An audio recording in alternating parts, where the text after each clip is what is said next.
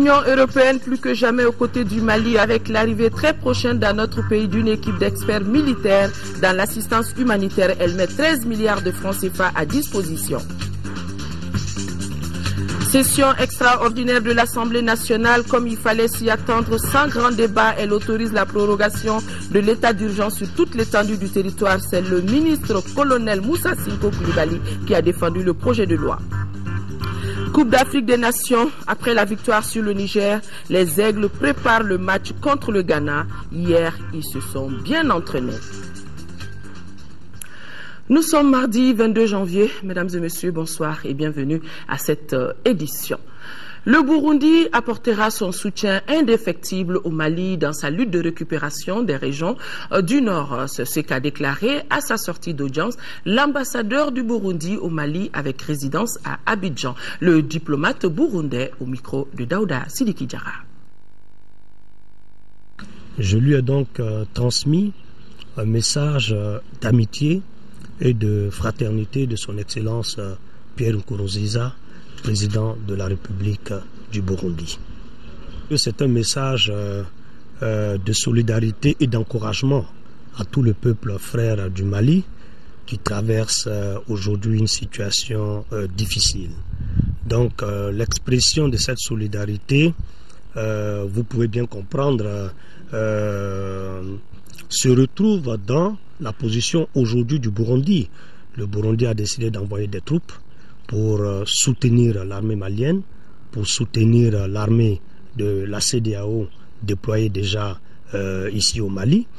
Donc nous voulons aujourd'hui partager les dividendes de la paix que connaît le Burundi.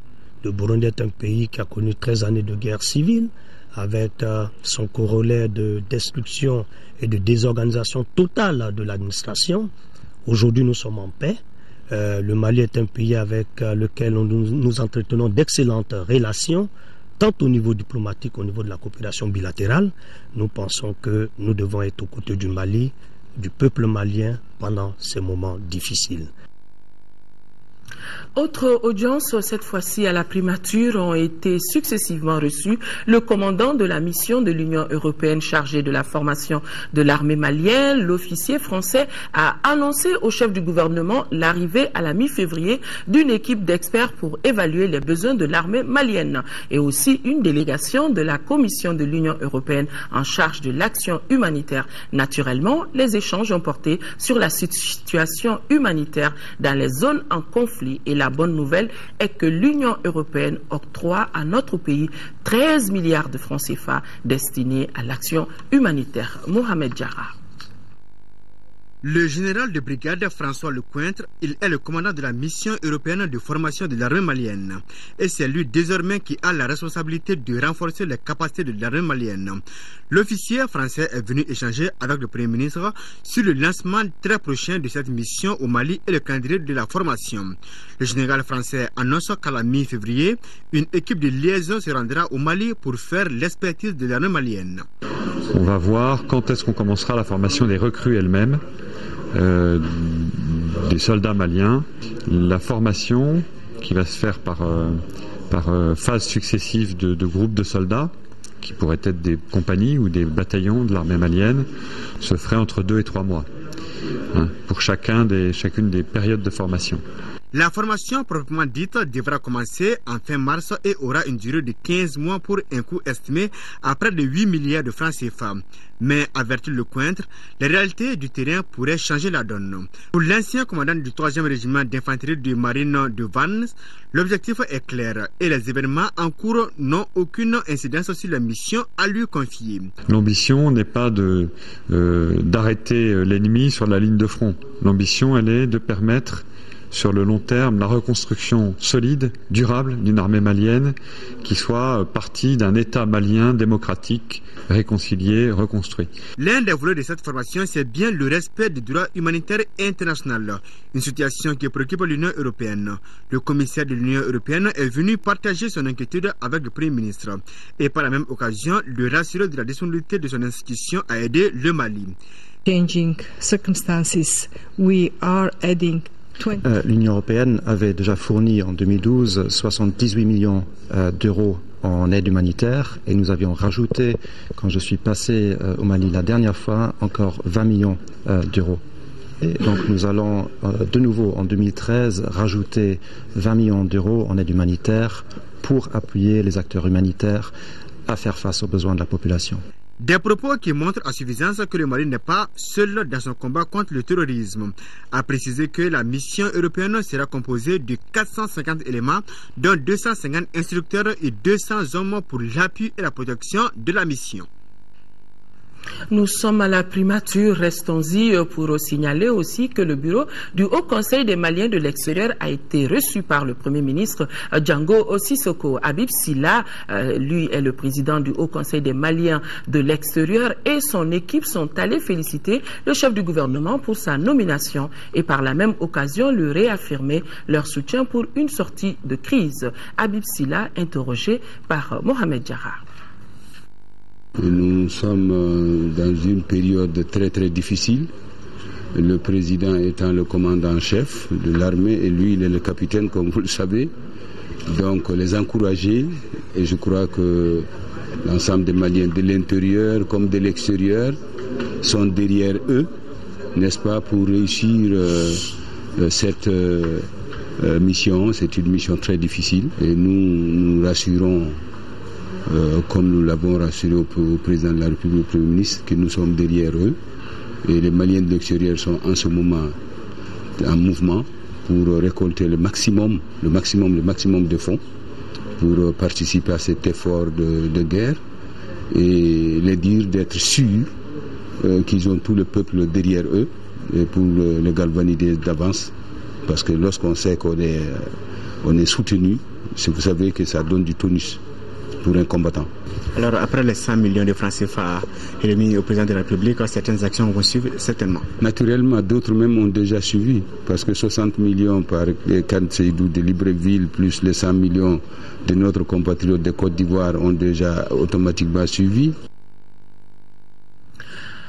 Le ministre des Affaires étrangères et de la coopération internationale, Tchéma Hubert Coulibaly, a quitté Bamako aujourd'hui pour Addis Abeba, dans la capitale éthiopienne. Le ministre Tchéma Hubert Coulibaly prendra part du 24 au 25 janvier aux travaux de la 22e session ordinaire du Conseil exécutif de l'Union africaine. Cette participation du Mali sera l'occasion pour le ministre Tchéma Coulibaly de faire le point des derniers développements de la situation dans notre pays depuis l'adoption de la résolution 2085-2012 du Conseil de sécurité des Nations Unies et l'attaque perpétrée par les terroristes et les narcotrafiquants contre le Mali. Je rappelle que le 29 janvier prochain se tiendra toujours à Addis Abeba une réunion des donateurs en faveur de notre pays.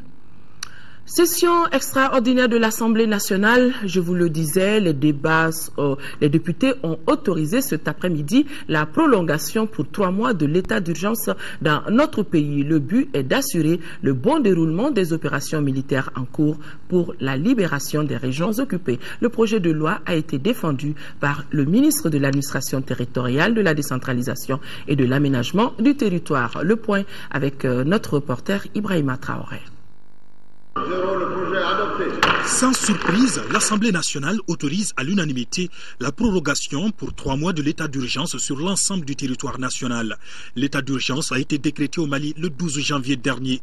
Il vise à instaurer et à maintenir un climat social serein dans tout le pays. Son but est d'assurer également le bon déroulement des opérations militaires en cours pour la libération des 3 régions occupées. Ça autorise le gouvernement à prendre certaines mesures concernant les libertés individuelles et collectives, les libertés d'aller et de venir, les libertés de réunion, même la liberté de presse. Il y a des choses qu'on ne doit pas s'autoriser à dire en ces périodes-là.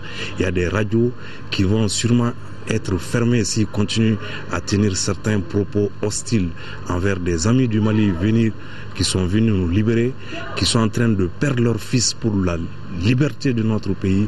Il est absolument inconcevable et inadmissible que des gens continuent à dire, excusez-moi, n'importe quoi. Les perquisitions pour détecter à tout moment des individus ou les armes qui sont cachées par-ci et par-là, c'est normal dans cet état aujourd'hui d'insécurité dans lequel nous vivons.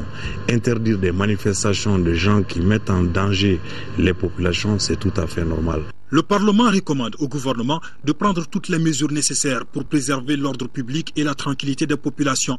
Les députés demandent ensuite la mise en œuvre de la décision avec toute la rigueur, tout en évitant les abus éventuels. Enfin, l'hémicycle préconise une vaste campagne d'information et de sensibilisation des populations.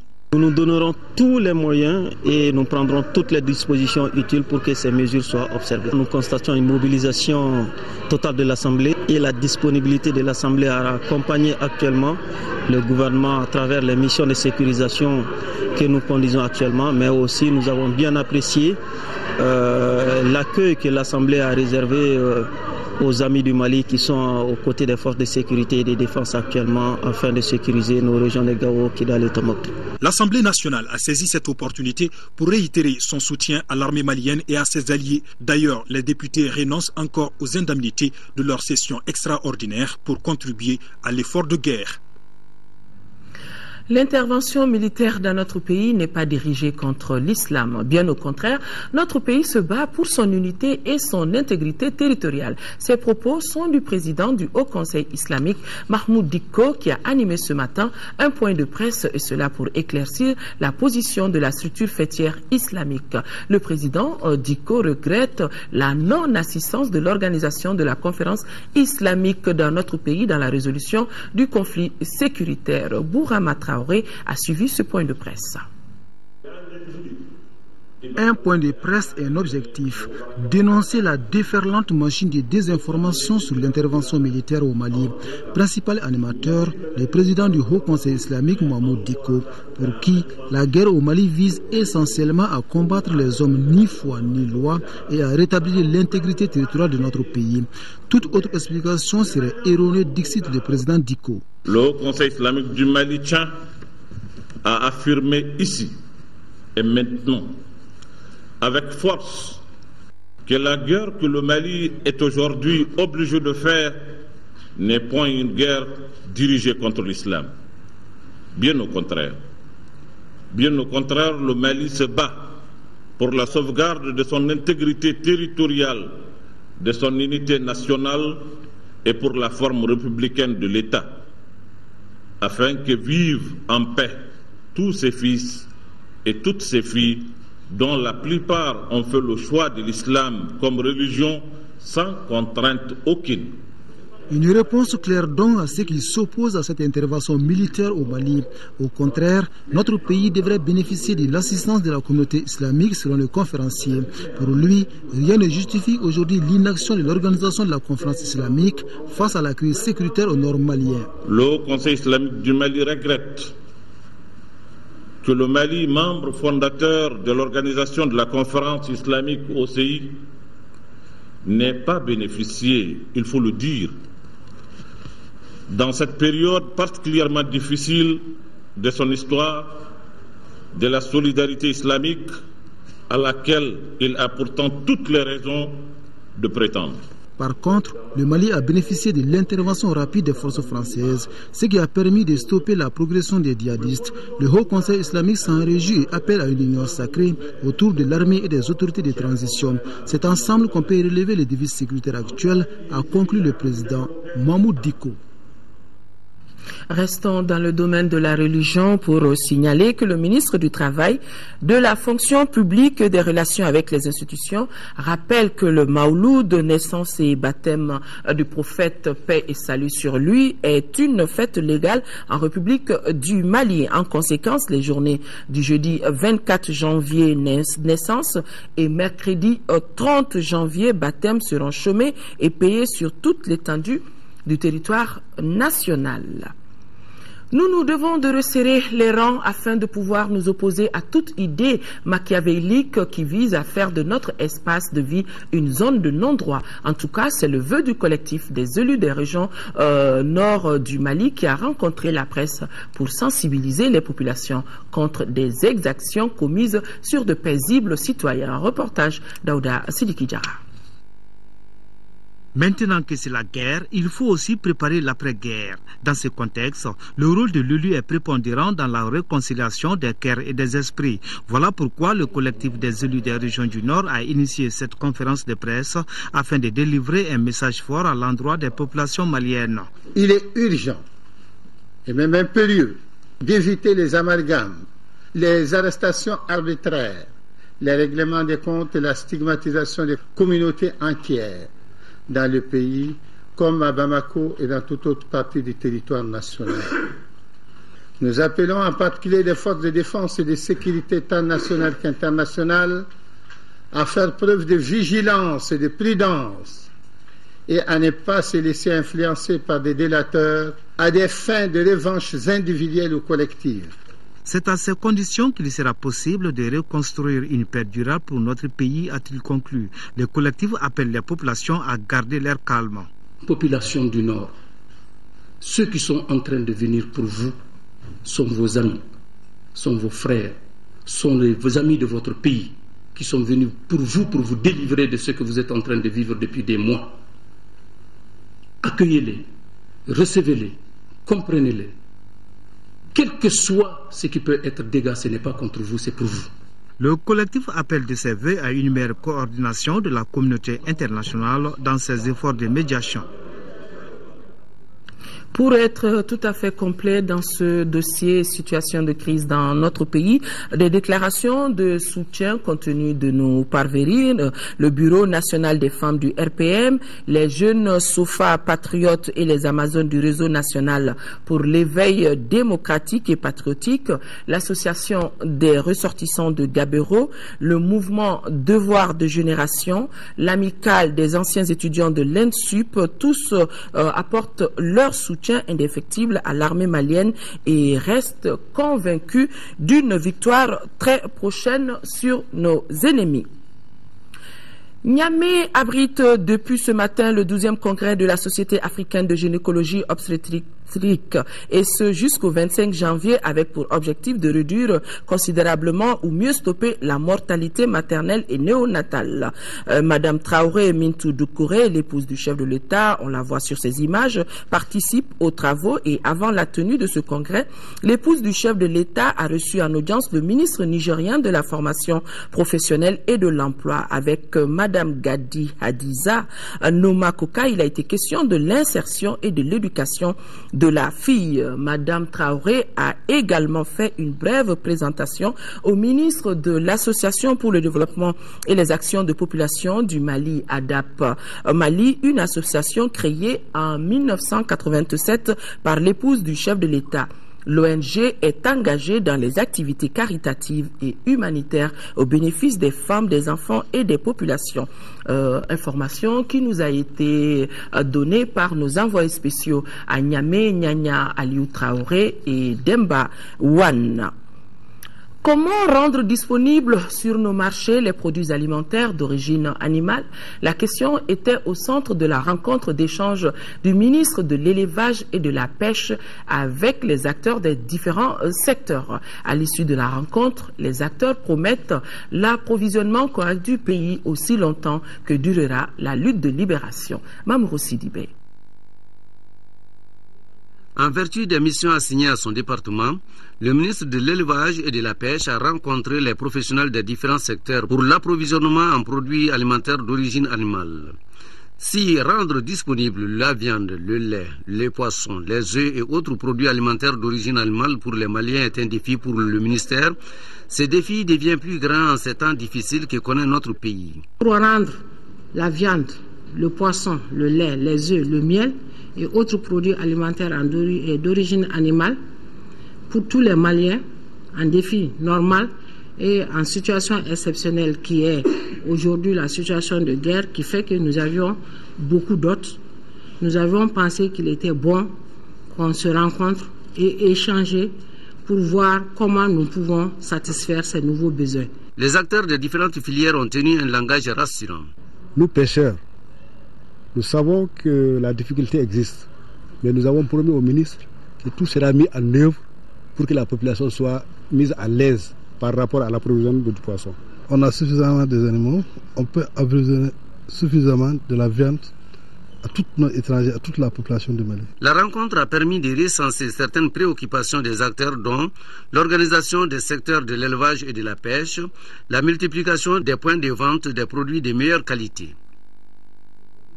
Le bilan de la gestion sanitaire du conflit armé était au centre d'une réunion tenue au département de la santé. Cette réunion avait pour objectif de faire le point de la situation sanitaire. Il s'agit de la prise en charge des blessés et le renforcement des capacités du personnel socio-sanitaire en équipement et en médicaments. Adama Djimde.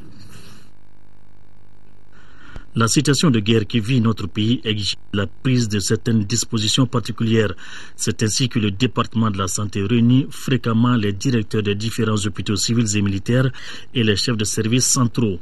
Ces derniers s'attellent à faire le point de la gestion sanitaire de la crise, à savoir la prise en charge des blessés, la gestion des corps, le renforcement des capacités en ressources humaines, en équipement et en médicaments. À l'éclatement du conflit à Mopti, le ministre a mis rapidement en place un comité de gestion de crise et donc des dispositions ont été prises pour identifier les besoins en urgence, mettre en place une commission en interne au niveau du cabinet qui se réunit tous les jours et le comité de crise se réunit chaque 2 jours.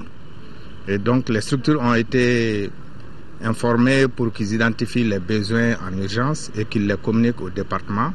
Nous avons partagé notre expérience avec les services des armées et donc depuis, nous travaillons ensemble pour gérer les blessés. Le ministère a déjà envoyé sur le terrain 2 camions de médicaments pour environ 23 millions de francs CFA. En perspective, le département envisage de rééquiper les établissements de santé et de renforcer la prévention du paludisme des troupes sur le terrain. La salle de conférence de la Fédération nationale des associations de santé communautaire du Mali a servi de cadre à la cérémonie de signature d'une convention entre la FENASCOM et CARE Mali. Cette signature devra contribuer au développement et à la promotion de la santé communautaire. Reportage Moussa Fané.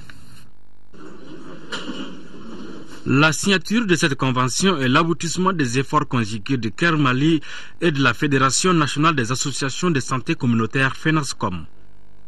La convention permettra de renforcer la participation communautaire et d'améliorer la qualité des services. Certains obstacles doivent être pris en charge par la convention. Il s'agit essentiellement de la viabilité du système de santé par l'amélioration du financement alternatif de la santé, dont l'amélioration du recouvrement des coûts, le renforcement de la participation communautaire, dont la responsabilisation des communautés dans la création et la gestion des centres de santé communautaires, l'amélioration de la qualité des services offerts aux populations en dotant les centres de santé communautaires de ressources humaines et matérielles. La signature de ces documents vient formaliser les activités entreprises par les 2 structures. À travers cette convention, les responsables de CARE Mali entendent apporter leur soutien aux populations vulnérables. Nous comptons partager avec la FENASCOM notre expérience en matière de renforcement de la qualité de la santé à travers le modèle Chihuahua d'or que nous avons contribué à mettre en place. Ensuite, renforcer les capacités des démembrements de la FENASCOM à tous les niveaux et également appuyer la FENASCOM à identifier, à mettre en place des mécanismes alternatifs de gestion et de financement du système de santé au Mali. Il faut signaler que la FENASCOM, en tant qu'organisation de la société civile, gère 1065 CSCOM et 5 mutuelles de santé dans notre pays.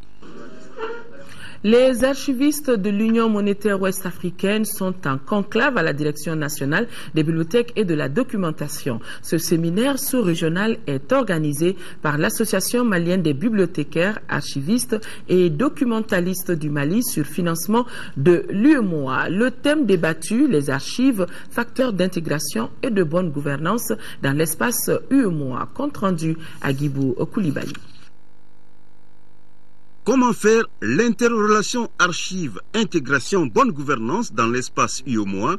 C'est à cet exercice que s'attelle l'Association malienne des bibliothécaires, archivistes et documentalistes du Mali à travers ce séminaire sous-régional sur les archives. Nous avions estimé qu'il fallait faire un clin d'œil vers les archivistes qui quand même dans l'information documentaire jouent un rôle important.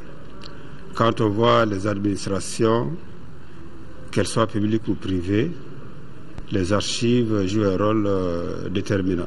Ce séminaire sous-régional de Bamako s'inscrit dans le processus de consolidation et de perfectionnement des ressources humaines de l'espace UEMOA.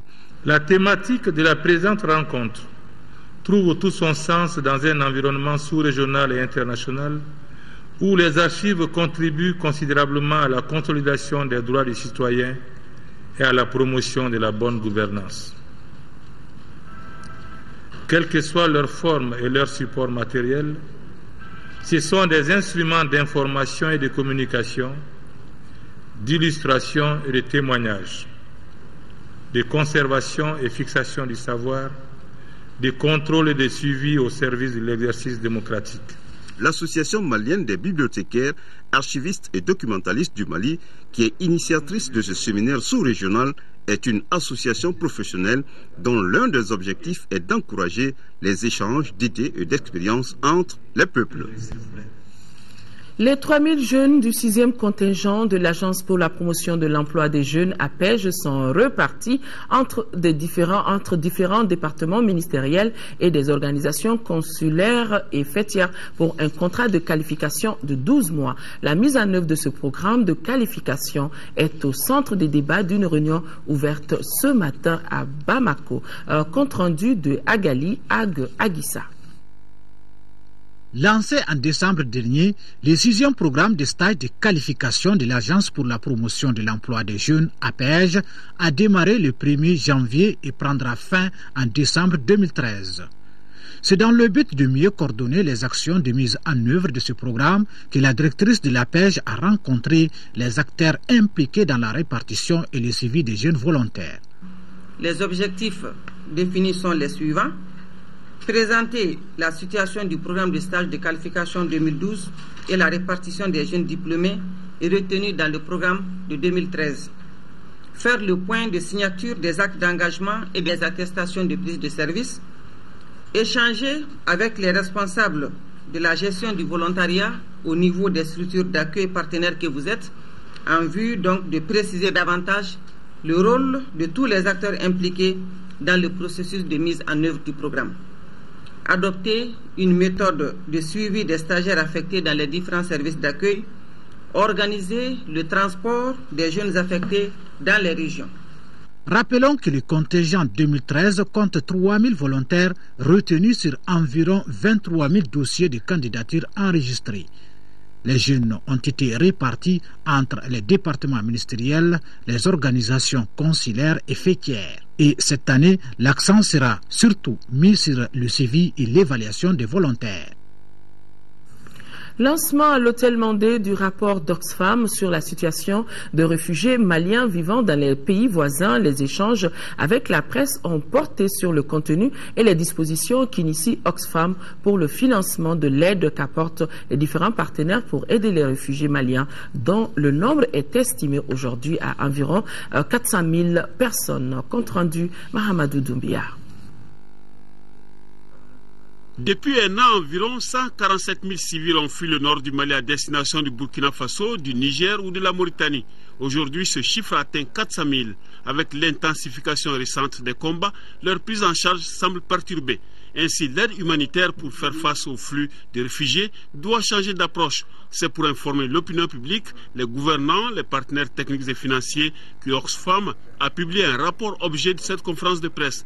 Dans ce rapport intitulé « Les réfugiés du conflit malien », Oxfam pose la problématique de l'entretien de ces réfugiés, essentiellement des femmes et des enfants, qui, loin de leur foyer, ne mangent pas à leur faim, avec la menace de maladies hydriques, de violences sexuelles, d'enrôlement forcé d'enfants soldats. Ces populations sont extrêmement inquiètes, elles se posent beaucoup de questions sur quelle va être la suite maintenant, surtout que maintenant l'opération militaire a été engagée récemment, et de savoir quand est-ce qu'elles vont pouvoir rentrer chez elles, tout simplement, et dans quelles conditions, et quelles vont être les relations qu'elles vont entretenir dorénavant avec les populations qui sont restées, avec les nouveaux groupes qui sont arrivés, etc. Donc ça, c'est vraiment une inquiétude. En termes de recommandations, Oxfam précise que la Mauritanie, le Burkina Faso, le Niger, avec le soutien du UNHCR, de la coordination humanitaire régionale des Nations Unies, les nationaux et les bailleurs de fonds doivent continuer à assurer la réalisation effective des droits des réfugiés, maintenir l'accès des réfugiés à l'aide humanitaire en déployant des forces de police et de gendarmerie, entre autres, pour leur sécurité. Oxfam est une confédération internationale de 17 organisations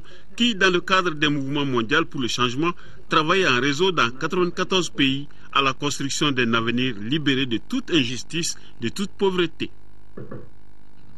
Un mot de l'actualité hors de nos frontières. L'information est connue depuis la semaine dernière. Le général de la rue, ou si vous voulez Charles Blé Goudé, le plus farouche défenseur de l'ancien président ivoirien Laurent Gbagbo, est en prison. Arrêté au Ghana et extradé sur Abidjan, il a été présenté à un juge qui lui a notifié les charges qui pèsent sur lui. Suivez. Extradé vendredi du Ghana, où il s'était réfugié juste après la chute de Laurent Gbagbo, l'ex-leader du mouvement des jeunes patriotes est apparu menotté, le visage grave, au tribunal d'Abidjan.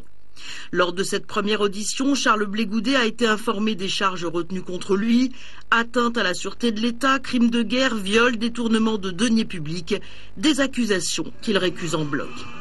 C'est donc la fin de 20 mois de cavale pour celui que l'on appelait général de la rue, pour sa capacité de mobilisation. Il est considéré comme le fer de lance des manifestations anti-françaises de 2003 et 2004. Pour avoir multiplié les déclarations préconisant la violence contre les étrangers, Charles Blé Goudé sera condamné par l'ONU à une interdiction de voyager et à un gel de ses avoirs. Il s'engagera corps et âme pour son mentor Laurent Gbagbo, qui le nommera ministre de la Jeunesse. On lui reproche aujourd'hui son implication dans la crise post-électorale de décembre 2010 à avril 2011, qui s'est conclue par la chute de l'ex-président Laurent Gbagbo et la mort de près de 3000 personnes. Charles Blé Goudé est en prison à Abidjan. Il pourrait aussi comparaître devant la CPI, la Cour pénale internationale, mais aucun mandat n'a encore été émis à aujourd'hui. Nous retrouvons l'actualité nationale. La Confédération nationale des associations de sociétés coopératives du Mali s'engage à soutenir nos forces armées et de sécurité. C'est dans cette optique qu'elle a tenu au siège de la Fédération des associations de sociétés coopératives à Irimadjo une assemblée générale d'information. Et cette rencontre avait pour objectif de discuter des modes de contribution apportés à l'armée en cette période. Abdrahman Meiga. Au moment où nos forces armées de défense et de sécurité, appuyées par les pays amis, font la traque aux terroristes et autres trafiquants de tout genre sur le terrain, les Maliens, comme un seul homme, sont engagés à les soutenir dans leur combat pour la récupération de nos territoires sous occupation. Ce mouvement d'ensemble a permis aux citoyens d'apporter leur contribution à l'effort de guerre. C'est dans ce contexte que les associations des sociétés coopératives du Mali entendent faire les leurs cette philosophie. Cette Assemblée générale ordinaire a pour but de permettre aux responsables de ces différentes sociétés coopératives de discuter sur les stratégies à entreprendre pour soutenir nos militaires. Il était question pour nous essentiellement d'appeler les responsables de ces deux fêtières et de partager et échanger avec les différents responsables de notre mode de contribution aux efforts de guerre suite à l'appel du président de la République par intérim, son Excellence Dioncounda Traoré. Avant la concrétisation de cette initiative, la Confédération nationale des sociétés coopératives du Mali, selon son président, entreprendra dans les prochains jours une série d'activités visant à soutenir le Mali. Parmi ces initiatives, il y a le don de sang, des séances de prière et des sacrifices qui ont pour but d'apporter la paix et la stabilité dans notre pays. Autre sujet ayant attiré l'attention des membres de la Confédération, c'est surtout la mise en place du groupe des ressources techniques. Il s'agit d'un organe consultatif et pluridisciplinaire importé du Canada. Sa mission est d'aider les sociétés coopératives maliennes dans le montage des opérations immobilières et de les appuyer dans le processus d'acquisition des logements sociaux à moindre coût.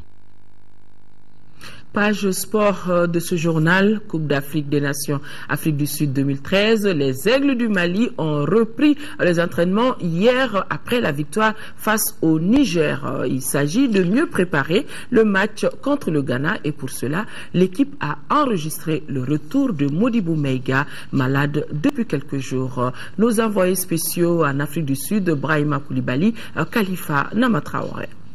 Au lendemain de la victoire 1-0 sur le MENA du Niger, les Aigles du Mali ont effectué des séances différentes. Les titulaires ont eu droit au décrassage alors que les autres joueurs sont soumis à des ateliers afin de maintenir le rythme. Une bonne nouvelle, le retour de Modibo Maïga à l'entraînement. Et Modibo Maïga, le staff médical, le docteur Boiré, le docteur Diallo ont fait un travail exceptionnel. Il est déjà remis sur pied. Il sera peut-être même prêt pour jeudi, ce qui me paraissait totalement inespéré il y a quelques heures de ça. Donc vraiment un grand coup de chapeau au staff médical qui a fait un travail exceptionnel. Je me sens super bien maintenant. Je me sens en forme maintenant. Bon, je peux dire que c'était plus un coup de fatigue. Les Maliens peuvent compter sur Modibo Maïga pour le match contre le Ghana? Oui, bien sûr. Là, alhamdoulilah, Dieu merci, je suis bien, je suis en forme maintenant. Sambasso, indisponible contre le Niger, espère lui aussi retrouver le groupe. Ça va, il y a du mieux aujourd'hui. J'ai couru, j'ai fait des appuis et je vais aller tout doucement pour ne pas prendre de risques. Maintenant, le match c'est jeudi et on va essayer de voir ce que je peux faire avant ce jour-là. Et ce match contre le Ghana? Ça va être un match très important parce que on sait le potentiel du Ghana, on sait tout ce qu'ils font depuis ces derniers temps. Maintenant, nous, on a une bonne équipe, on a confiance en nous. On prépare bien ce match vraiment pour gagner ce match et se qualifier au plus rapidement possible. L'objectif des Aigles demeure ce match contre le Ghana ce jeudi. Le fait de gagner ce match-là dans la difficulté nous maintient aussi dans l'humilité par rapport au match du Ghana qui va arriver très vite, mais ça a fait du bien à tout le monde. Ça a permis de voir également hier les joueurs qui étaient déjà prêts pour la compétition, ceux qui avaient encore besoin de travail particulier. En tout cas, on est vraiment heureux d'être en tête du groupe et vraiment très motivé à l'idée de faire un grand match jeudi contre le Ghana. C'est la grande sérénité au sein de l'équipe. Malgré la grande confiance, les Aigles doivent corriger les quelques lacunes constatées face au Niger tout en haussant leur niveau de jeu.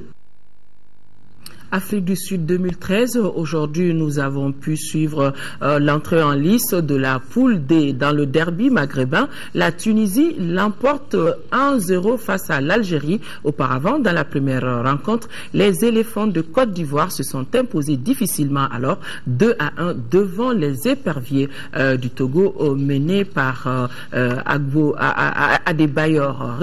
Demain, vous pourrez suivre sur nos antennes les deux matchs. Il y aura l'Afrique du Sud contre l'Angola, c'est à 15h, et le Cap-Vert sera face au Maroc à 18h. Voilà, mesdames et messieurs, c'est donc tout pour ce journal. Merci de l'avoir suivi. L'information reprendra ses droits demain, 10h, 13h, avec Amadou Sangaré, et Ndei Sissoko prendra le relais pour les éditions des éditions du soir. Et avant de terminer, nos pensées vont à nos frères victimes des exactions des islamistes. Nous ne les oublions pas et nous vous rassurons que le meilleur est à venir.